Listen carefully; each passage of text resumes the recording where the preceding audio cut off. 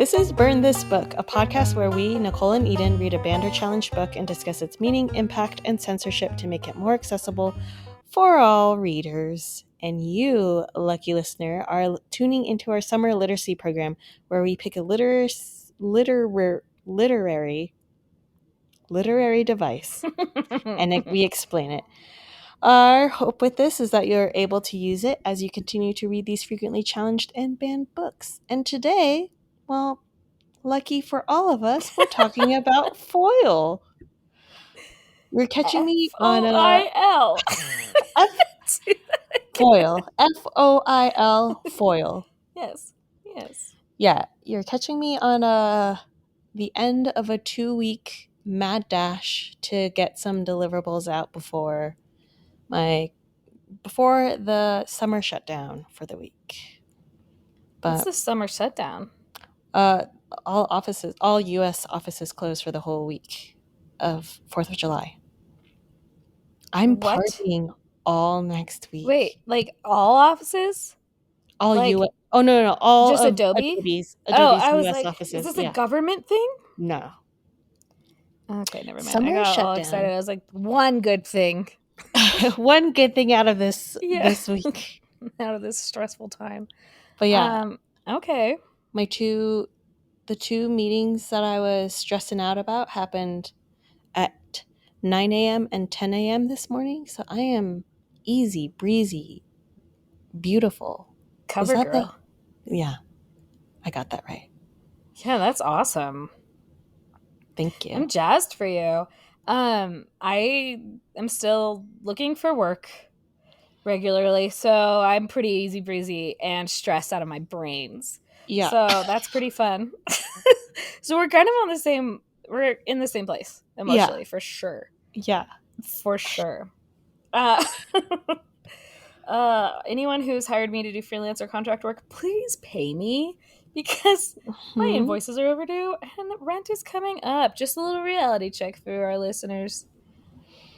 Okay, foil. I guess I'm your foil. Yes. Kind of, but not really. Not really. I think kind of, though, to a degree. Really? Are we each other's foils? No, because we're not going to different, okay, let's define foil. Okay, let's define what a foil is. Let's just get into it, yeah. A foil? Oh, you have a... Do you have one? You get in there. Do you have one, Nicole? I do have a lot of foils, actually. Okay, so a foil is a literary character who contrasts with another character, typically the protagonist, in order to highlight or emphasize particular traits, qualities, or themes in that character. Amazing.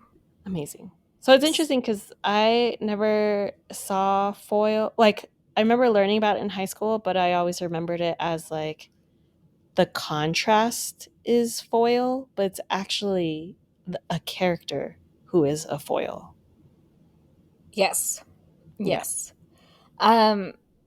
So to break that down even further, so a good example of foil is Harry Potter and Draco Malfoy.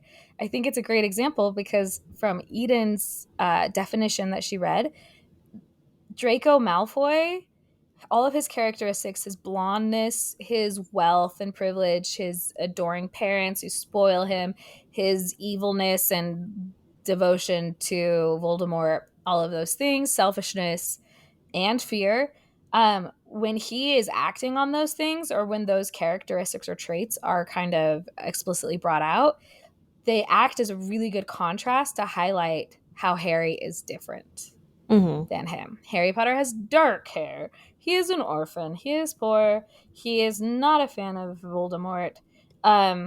He's actually not very poor. Oh, that's true.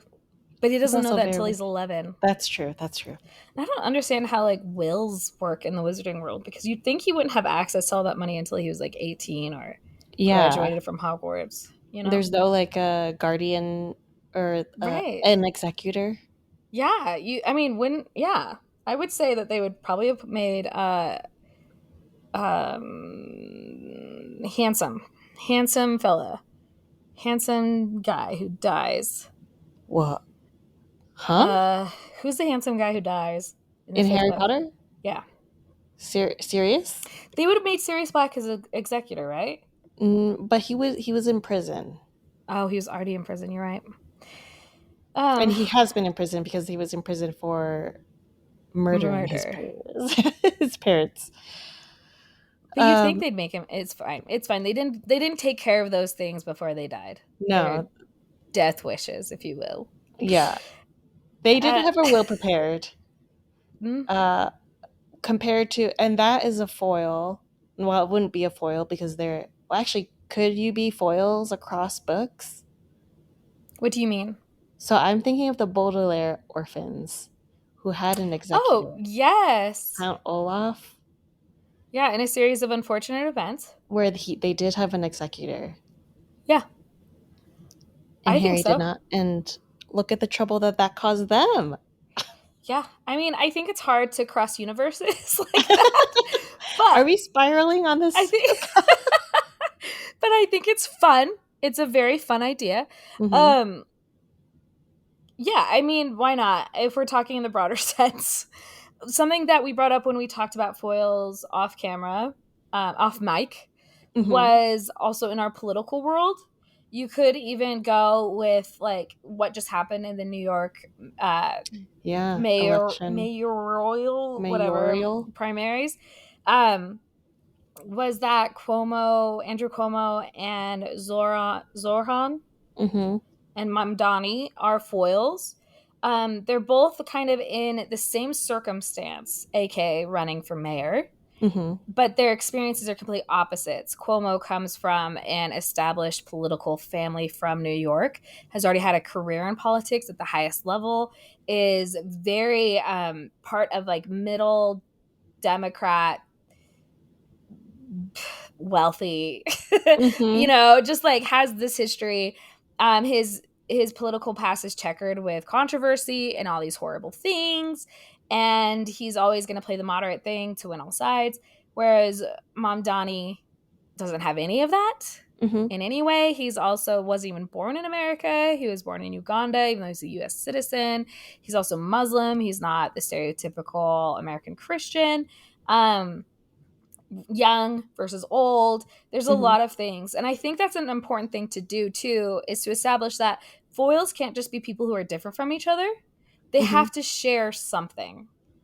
Yeah. Um, and that mayoral, I can't say that. The race to become mayor, the Democratic nominee, was that shared circumstance. Yeah. Harry Potter and Draco, their shared circumstance would be that they are both gifted students at Hogwarts whose parents also knew each other and were Mm-hmm. kind of united, like not united, but had a common story thread. Mm-hmm. Yeah. What were the kinds of foils? Because you shared that with me once, a long time ago. um, are we gonna pretend we didn't record this before? Oh, we can be honest. We can be transparent. We recorded this before, but the audio was terrible, so we're doing it again. Yep. So, in the last episode that we recorded for this, there are three types of foils: character foils, circumstantial foils, and background foils. So, character foils are contrast personality traits, or contrast personality traits. Mm-hmm. Circumstantial foils are same situation, different responses. And background foils, different upbringings or social positions that highlight class, culture, or values. So a character foil in Harry Potter also could be Snape and Sirius Black. That's right. They both come from the same circumstances, very similar Mm-hmm. background and upbringing, yada yada yada. But their choices are Definitely. what makes them kind of opposites to an Mm-hmm. extent until the whole big show of Snape actually being good or whatever, yada yada. Yeah. But like Sirius Black is related to Mm-hmm. somewhat The Malfoy's. Malfoys, yeah. Yeah. This made me think of this was a point that we did not bring up in our first recording of this. Okay. Color me intrigued. Comedy duos. You know how there's usually Yes. like a straight man, and then what is the opposite of a straight man in comedy? The A goofball? goofball. The big goof. Where Yeah. like comedy cannot work without the straight man, Mm-hmm. which is interesting because like, you go to a comedy show to well, and I'm speaking specifically about improv. Um, And because historically, like Dean Martin and Jerry Lewis, Dean Martin was the straight man, Jerry Lewis was definitely the goofball. mm, I think you're more versed in Oh, the that. Dean Martin and Jerry Lewis realm. Yeah, Well, Lucille Ball and Ricky, there you go. Yeah, yeah, yeah. and Desi Arnaz, he was the straight man, and Lucy was the goofball. Um,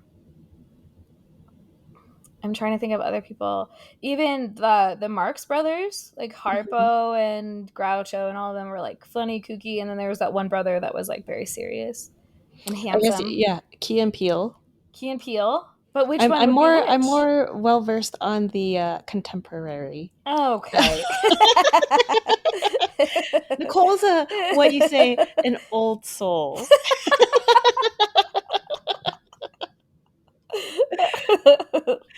I'm Um, Key and Peele. I think the straight man changes depending on the sketch, mm-hmm.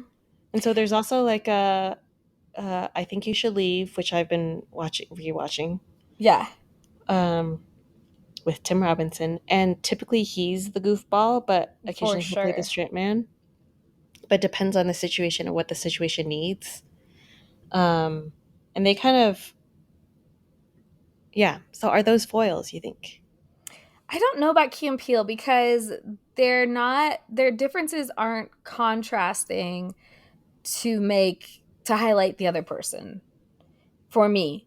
Okay. Like because sometimes they're both goofy.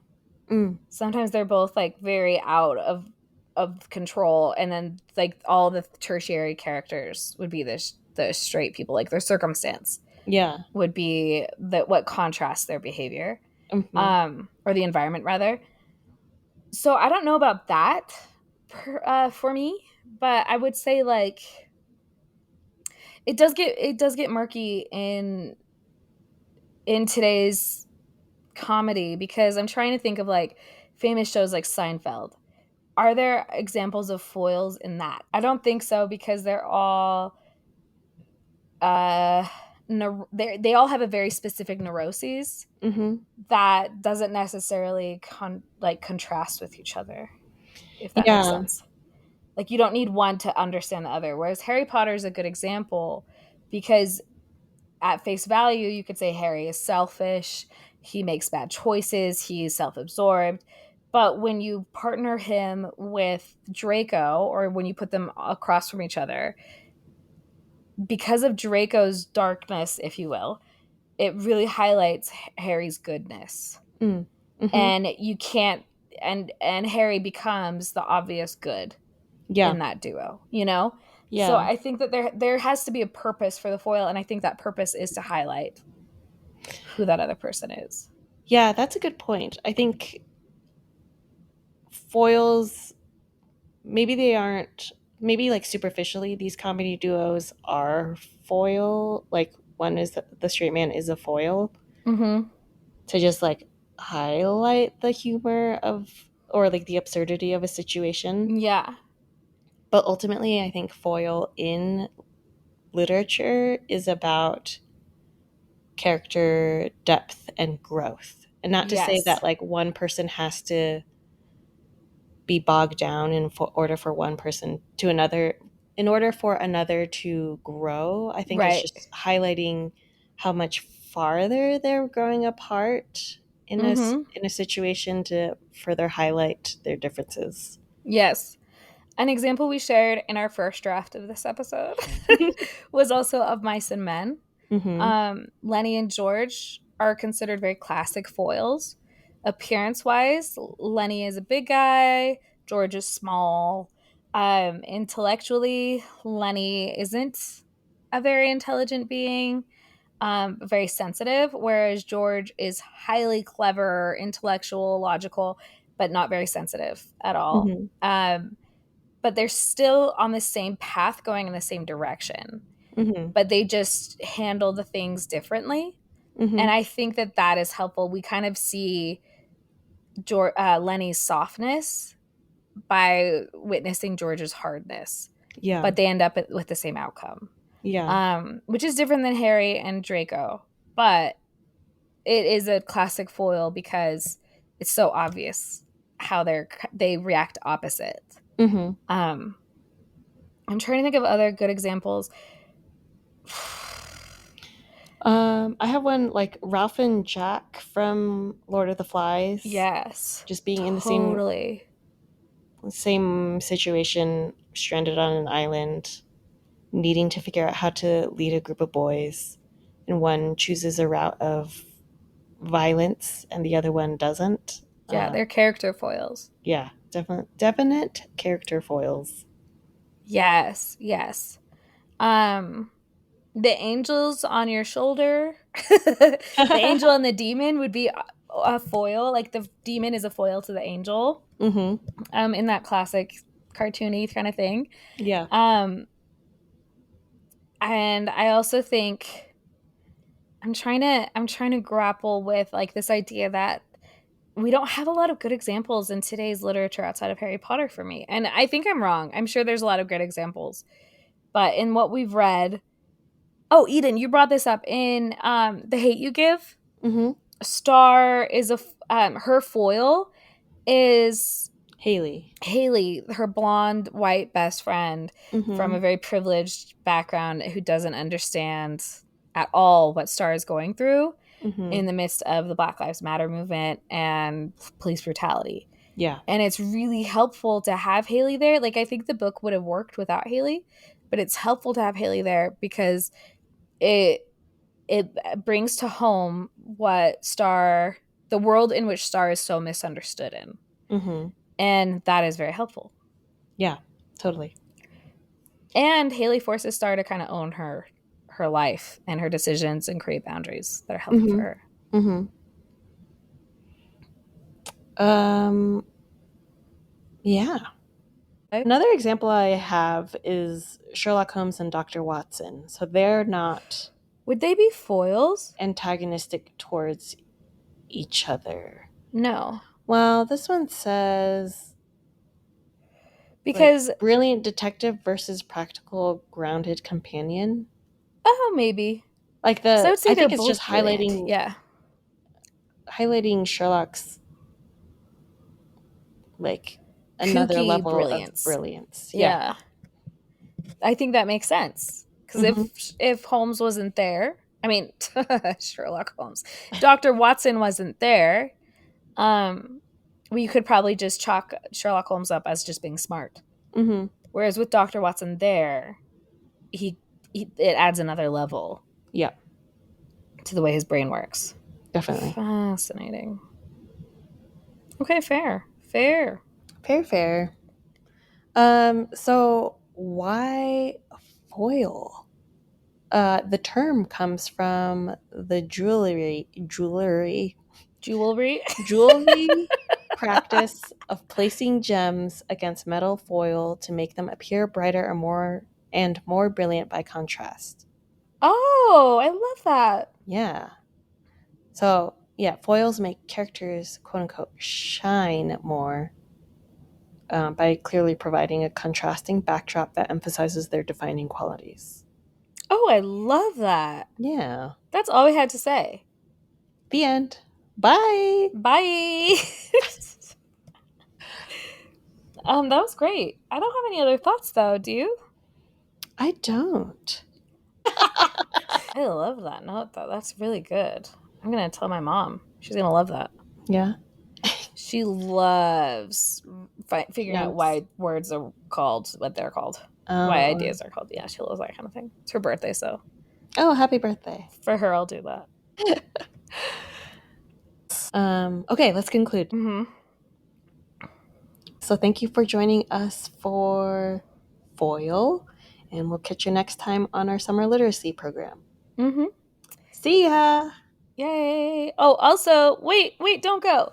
Also, if you have a term that you're curious about, drop it in and maybe we could squeak it on in. But Yeah. Comment or leave a review or something saying what term you want. Mhm. Because We also have an email. we just picked all the hot ones, you know? Yeah. Yeah, all the spicy literary devices. Our email is burnthisbookpodcast@gmail.com. Yes. Pretty straightforward. Pretty straightforward. Thank you all for listening. This podcast is produced by us, Nicole, and Eden. And music is written by me, but produced and performed by my dad, Frank. Bye.